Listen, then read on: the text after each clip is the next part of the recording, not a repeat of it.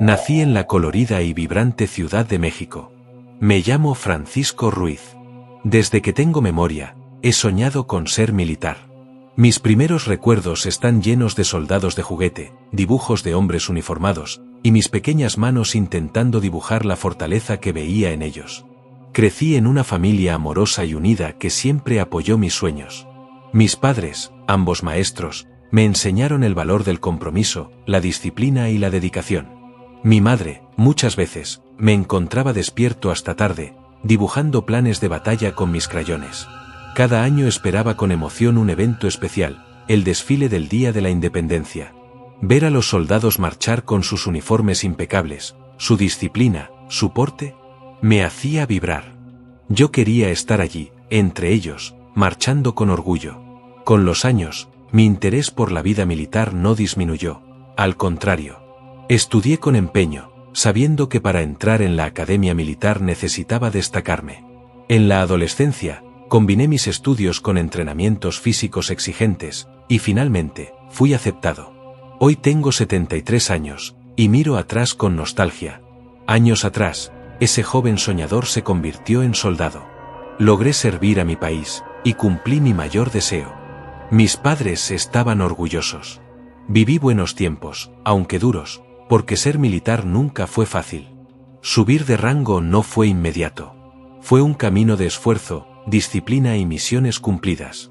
Hice grandes amigos, y tuve superiores estrictos, pero justos, que nos guiaban para ser mejores soldados. Con el tiempo, era yo quien desfilaba frente a los niños emocionados, como aquel que una vez fui. Aunque nos enseñaron a ser valientes, a veces era difícil, sobre todo cuando la vida de otros estaba en juego. En una ocasión, lo fue especialmente. Viví muchas experiencias en aquellos años, algunas normales, otras, difíciles de explicar. Hoy quiero compartir una que me marcó profundamente. Corría el año 1970.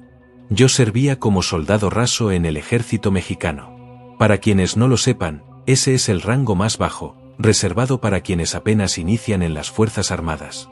Era joven, nuevo en el servicio. Mi pelotón y yo fuimos asignados a una misión en apariencia sencilla, reforestar las laderas del Monte Bravo, en la Sierra de Arteaga, Coahuila. El trabajo era claro, plantar cientos de pequeños pinos para repoblar la zona. Una tarea tranquila, o eso pensábamos. Aquella mañana, el sol apenas despuntaba. El aire era fresco, casi frío. Repartíamos los pequeños árboles que traíamos en cajas de plástico. Pasaron unas horas, y aunque algo cansados, habíamos avanzado bien. Cada uno cargaba su caja vacía, cajas que ahora solo servían como aislante del frío y la humedad del suelo. Hasta ahí, todo parecía normal. Pero lo que ocurrió después, cambiaría mi vida para siempre. El aire estaba impregnado con el olor fresco y ligeramente amargo de los pinos recién plantados. Mis compañeros hablaban entre ellos mientras el viento silbaba entre las ramas altas del bosque. Todo parecía normal hasta que, sin previo aviso, alrededor de las 11 de la mañana, el cielo comenzó a oscurecerse. Una llovizna fina comenzó a caer. En la Sierra de Arteaga, la lluvia nunca es solo agua. Cada gota parecía una aguja helada clavándose en nuestra piel. Era algo que los veteranos conocían bien, el clima ahí cambiaba de forma abrupta, como si la montaña tuviera vida propia. La lluvia se intensificó. El sol desapareció por completo, y el cielo se tornó gris, casi negro. Nos dispersamos buscando refugio bajo los grandes pinos, esperando que las copas nos protegieran un poco de la tormenta. Yo me refugié bajo un árbol junto a mi cabo, Jorge Castillo. Era un hombre sencillo, originario de Oaxaca. Siempre serio, disciplinado y respetado por todos. Pero en ese momento, algo dentro de mí me dijo que debía moverme. Fue como una corazonada, un mal presentimiento que no podía explicar. Le dije a mi cabo que buscaría otro árbol. Él solo asintió, sin palabras. Me alejé unos 30 o 40 metros, hacia otro pino más solitario. La lluvia me calaba hasta los huesos, pero al mismo tiempo, una extraña calma me invadía. Cada paso sobre la hierba mojada crujía bajo mis botas, como si la montaña misma me observase. Y fue entonces cuando ocurrió. Un estruendo ensordecedor rompió el silencio. El mundo pareció detenerse. El trueno fue tan fuerte que sentí como si hubiera explotado dentro de mí. La onda de choque me lanzó al suelo. Aturdido, con el cuerpo entumecido, oía los gritos de mis compañeros. El caos reinaba. Todos gritaban que un rayo había caído. Pero no fue cualquier rayo. Ese impacto, devastador y certero, cayó justo sobre el árbol donde me había refugiado minutos antes. Donde había quedado mi cabo. Intenté levantarme, correr hacia él. Pero mis compañeros me detuvieron. Me decían que un rayo puede caer 2 veces en el mismo sitio. Que no me arriesgara. Pero yo no podía escuchar razones. Mi corazón latía como un tambor. No era solo miedo, era impotencia. Era tristeza. Era culpa. Quise zafarme de las manos que me sujetaban, pero no podía. La desesperación me rompía por dentro. Sabía que Jorge había recibido el impacto. Sabía que no había sobrevivido. Las lágrimas se mezclaban con la lluvia en mi rostro. Nadie podía explicarse cómo me había salvado. Varios me decían que me habían visto junto a él, bajo ese mismo árbol. Que habían notado que estábamos juntos, y que no comprendían por qué yo no estaba ahí al momento del impacto. Y yo tampoco lo entendía. Solo sabía que algo me había empujado a moverme. Una fuerza que no sé de dónde vino, ni por qué ocurrió. Lo único que sentía con claridad era el dolor de haber perdido a alguien que había sido como un hermano en esa misión. Algunos de mis compañeros me dijeron que había sido Dios quien me había apartado de ese árbol, y que de no haberme movido, ya no estaría con vida para contarlo. En ese momento, la lluvia comenzó a cesar, y el único sonido que se escuchaba era el de mis sollozos, acompañados del murmullo desconcertado de los demás soldados. Tenía el corazón hecho pedazos. Me invadía un remolino de emociones, confusión, miedo, tristeza, y sobre todo, un profundo remordimiento. Aún así, decidí acercarme al cuerpo de mi cabo, sin hacer caso a quienes me gritaban que no me acercara por seguridad. Revisé su pulso, y para mi sorpresa, su corazón aún latía. En ese instante supe que debía actuar. No había tiempo para dudar, ni para ceder ante el miedo. Ninguno de los demás soldados se atrevía a acercarse, pero yo no lo podía dejar así. Me aferré a la valentía que te enseñan en la milicia y me puse en acción. Con el pulso acelerado, el uniforme empapado y las manos temblorosas, me arrodillé junto a él. Su rostro estaba ennegrecido por el hollín, sus ropas rasgadas y humeantes. Aún así, comencé a practicarle respiración de emergencia, con cada intento esperando que su cuerpo reaccionara. Apliqué los primeros auxilios como me habían enseñado. Mis labios sobre los suyos, tratando de insuflarle vida. Sabía que era peligroso, que el humo podía estar cargado de sustancias tóxicas, pero no importaba. Lo único que me interesaba era que volviera a respirar. Pero después de varios intentos, su corazón dejó de latir. Sentí como algo dentro de mí se rompía. Lloré sin vergüenza. Él no merecía ese final. Jorge Castillo no solo era mi superior, se había ganado mi respeto como persona y como amigo. Siempre había cumplido su deber con honor y con entrega total. Mis compañeros y yo nos quitamos la gorra de servicio y colocamos la mano en el pecho. El silencio era solemne. Sabíamos que no solo habíamos perdido a un soldado, habíamos perdido a un hermano. La imagen de su cuerpo inmóvil bajo el árbol quedó grabada en mi mente. Yo debía haber estado ahí con él, pero algo me había apartado. No sabía si llamarlo destino, intuición, protección divina o simple casualidad, pero sobreviví. Él no. En medio del duelo, un compañero me tocó el hombro. Su rostro tenía una expresión que nunca le había visto a nadie. Tenía los ojos abiertos de par en par, como si hubiese visto algo que no podía comprender. «Mira», me dijo señalando hacia el árbol. Elevé la vista y observé la punta del pino destrozado. Aún humeaba, dejando escapar una columna oscura que subía hacia el cielo nublado. El árbol que antes era majestuoso ahora era solo un tronco retorcido y carbonizado. Bajé de nuevo la mirada hacia Jorge. Su uniforme verde olivo estaba chamuscado, desgarrado. Las botas desatadas. Todo lo que alguna vez fue orden y disciplina, ahora era caos y tragedia.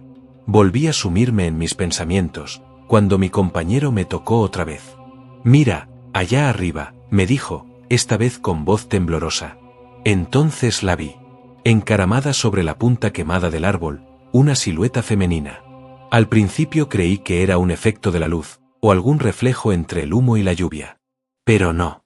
Aquella figura estaba claramente definida. Parecía la silueta de una mujer joven. Pero mientras la observábamos, su rostro cambió lentamente, su sonrisa se volvió antinatural, su expresión, inhumana. Era como si la juventud de su apariencia se disolviera, revelando a una anciana encorvada y aterradora. Uno de mis compañeros murmuró con un hilo de voz: «Es una bruja». «No digas tonterías», le respondí casi por reflejo. Quería mantener la calma, evitar que el pánico se extendiera. Pero dentro de mí, sabía que algo no estaba bien. El aire comenzó a cambiar. Un olor extraño, desagradable, se esparció en el ambiente. Era un aroma acre, como azufre quemado. Y en ese momento, algo en mi interior me dijo que ese día no había terminado aún. Que lo que habíamos vivido no era una simple tragedia natural. Algo más se escondía en aquella montaña, algo que los libros y entrenamientos jamás podrían enseñarnos a enfrentar. Poco a poco, el rostro de aquella figura femenina sobre el árbol se volvió más claro. Sus ojos eran completamente oscuros, sin rastro de humanidad. Su piel, arrugada y marcada por manchas, daba un aspecto inquietante, y su boca mostraba dientes anómalos, puntiagudos, como los de un animal salvaje. Al principio pensé que estaba alucinando, tal vez por el shock de lo ocurrido, pero uno de mis compañeros, con voz temblorosa, murmuró que aquello que veíamos era una bruja. Y entonces supe que lo que estaba ocurriendo escapaba de toda lógica. La figura comenzó a descender del árbol. No caminaba, flotaba. Su cuerpo se movía de forma antinatural, casi como si estuviera suspendido en el aire por hilos invisibles. A medida que se acercaba al suelo, notamos más detalles perturbadores. Estaba completamente descubierta, y sus extremidades, especialmente los pies, tenían unas uñas curvadas que recordaban a garras. Todos estábamos paralizados. Nadie podía moverse ni decir palabra alguna. Solo observábamos en completo silencio, con el corazón desbocado. Aquella presencia se aproximó lentamente al cuerpo inmóvil de nuestro superior. Antes de hacer nada, se detuvo y nos miró a cada uno de nosotros, como si pudiera leer nuestros pensamientos. Su mirada era vacía, pero profundamente perturbadora. Lo que sucedió después fue algo que ninguno de nosotros olvidará jamás. La figura se agachó junto al cuerpo de nuestro compañero y, en un acto incomprensible, lo tocó con delicadeza. Luego, con un gesto que jamás quisiéramos recordar, se inclinó y lo besó en la mejilla. Fue un momento que nos dejó helados. Era como si no solo se burlara del dolor de la pérdida, sino que también tratara de marcarnos con una imagen que se nos quedaría grabada para siempre. Aquella figura permaneció así por algunos segundos, y luego, simplemente, se desvaneció. No hubo humo, ni sonidos, ni rastro físico de su partida. Desapareció como si nunca hubiera estado ahí. Nos quedamos congelados, en absoluto silencio, sin saber cómo reaccionar. Nadie habló durante varios minutos. Solo el sonido lejano de la lluvia, y nuestros propios pensamientos retumbando en la cabeza. Poco después, un vehículo del cuerpo médico llegó al lugar. Los profesionales de la salud descendieron rápidamente e intentaron ayudar a nuestro compañero. Aun sabiendo que ya no había esperanza, hicieron todo lo que pudieron con profesionalismo y respeto. El ambiente era denso, pesado. Aunque intentábamos volver a la calma, todos sabíamos que esa escena marcaría nuestras vidas para siempre. Nadie hablaba directamente de lo que habíamos visto. Ni los médicos, ni nosotros. Pero todos lo llevábamos tatuado en la memoria. De regreso al campamento, cada imagen se repetía en mi mente una y otra vez. Cerraba los ojos y ahí estaba, aquella figura femenina, de rostro inexpresivo, de movimientos imposibles, observándonos con unos ojos negros que parecían vacíos, pero que transmitían algo aterrador. No sabría cómo explicar lo que vivimos ese día. Solo sé que lo que presenciamos va más allá de lo terrenal. Aquel evento, por más inverosímil que parezca, ocurrió, y dejó en nosotros una cicatriz invisible que no ha sanado con el paso del tiempo. Todavía, a mis 73 años, cuando llega la temporada de lluvias, siento ese mismo escalofrío que sentí aquella vez bajo los árboles del Monte Bravo. Y cada vez que recuerdo a mi compañero Jorge, me duele pensar que yo sobreviví por seguir una corazonada. Nunca sabremos qué fue realmente aquella figura, pero sí sabemos lo que sentimos. Y lo que sentimos fue miedo, del que nunca se olvida. Los años siguieron su curso, y aunque mi alma cicatrizó con el tiempo, el recuerdo de aquella noche en el Ajusco se quedó marcado como fuego en mi memoria. Me enviaron a muchas más misiones. Ascendí de rango. Viajé, serví, aprendí, pero siempre, en lo más profundo de mi ser, escuchaba la voz de mi cabo Jorge guiándome, como lo hizo aquella última vez. Cuando decidí retirarme a los 55 años, lo hice con la satisfacción de haber servido a mi país con honor y disciplina. Pero también, con el peso de una experiencia que cambió mi forma de ver el mundo para siempre.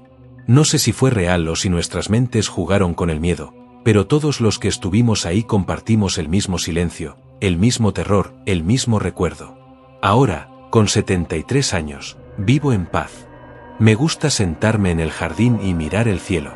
Pero cuando el cielo truena y las nubes grises anuncian tormenta, aún siento ese mismo escalofrío.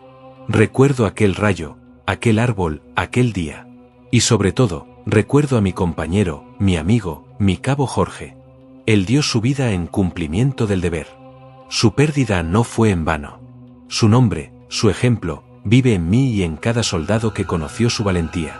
Al final, esta historia no es solo sobre lo que vimos, sino sobre lo que sentimos, sobre lo que aprendimos, y sobre lo que jamás, jamás, olvidaremos.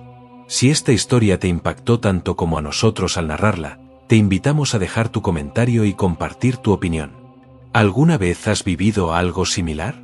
Suscríbete a nuestro canal Relatos del Más Allá para descubrir más experiencias reales, testimonios militares y relatos paranormales